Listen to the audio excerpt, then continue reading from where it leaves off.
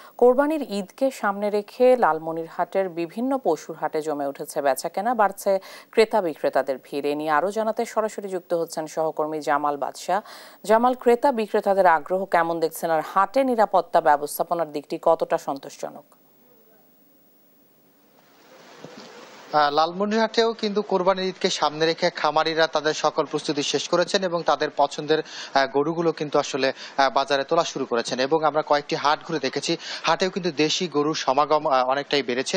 তবে হতাশার একটি জায়গা, সেটি হচ্ছে কিন্তু এবারে গত কয়েক বছরের তুলনায় ব্যবসায়ী যারা ঢাকা সহ বিভিন্ন স্থান থেকে লালমনিরহাটে গরু ক্রয়ের জন্য আসেন, তারা কিন্তু এবারে আসলে খুব একটি আসেনি, যার কারণে কিন্তু ন্যায্য মূল্য থেকে কিন্তু অনেক সময় খামারিরা বঞ্চিত হচ্ছে। আমি এই মুহূর্তে হচ্ছি লালমনিরহাটের একটি খামারে, এবং এই খামারের যে স্থানটিতে রয়েছে সেখানে কিন্তু একটি বড় গরু রয়েছে। এই গরুটির ওজন হচ্ছে ৩২ মণ এবং এর দাম চাওয়া হচ্ছে ২০ লক্ষ টাকার উপরে। শুধু এই খামারটি নয়, এরকম লালমনিরহাটে প্রায় ১ শতাধিকে খামারেও কিন্তু বেশি এই বড় গরু রয়েছে।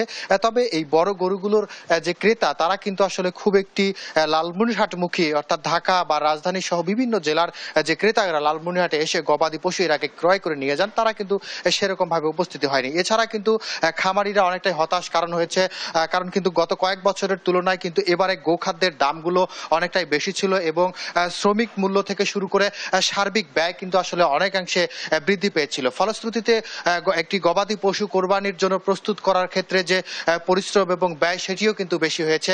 তবে দাম আসলে সঠিকভাবে না মেলার কারণে কিন্তু তারা অনেকটাই হতাশ হয়ে পড়ছেন।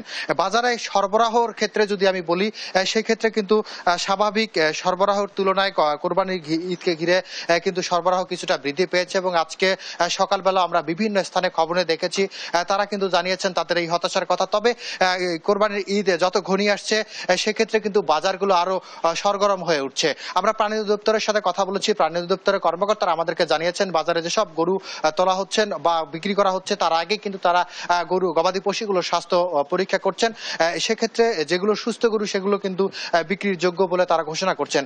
আর জেলা প্রশাসন এবং যারা ইজারাদার রয়েছেন বিভিন্ন হাটের, তারা কিন্তু চেষ্টা করছেন যাতে জাল টাকা এই কোরবানির ঈদকে ঘিরে কেউ কোনো চক্র চালিয়ে দিতে না পারে। তবে খামারি এবং ক্রেতা এবং বিক্রেতার সামান্য কিছু অভিযোগ রয়েছে যে লালমনিরহাট জেলার বেশ কিছু হাটে কিন্তু যে সরকারি যে নির্ধারিত মূল্য রয়েছে, ইজারাদাররা যেটি গ্রহণ করে সেই টোল, সেই ক্ষেত্রে কিন্তু অনেক সময় খামারি এবং ক্রেতাদের উভয়ের কাছ থেকে নেওয়া হয় এবং তুলনামূলকভাবে বেশি নেওয়া হয়। তবে এটি যদি প্রশাসন সঠিক নজরদারি করে, সেক্ষেত্রে কিন্তু এই দুর্ভোগ থেকে কিন্তু খামারি এবং ক্রেতারা আসলে রেহাই পাবে।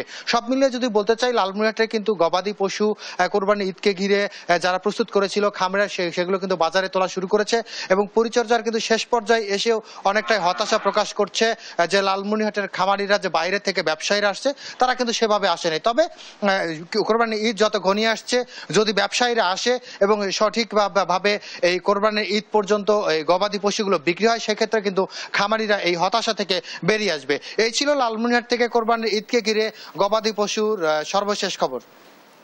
জামাল, অনেক ধন্যবাদ আপনাকে।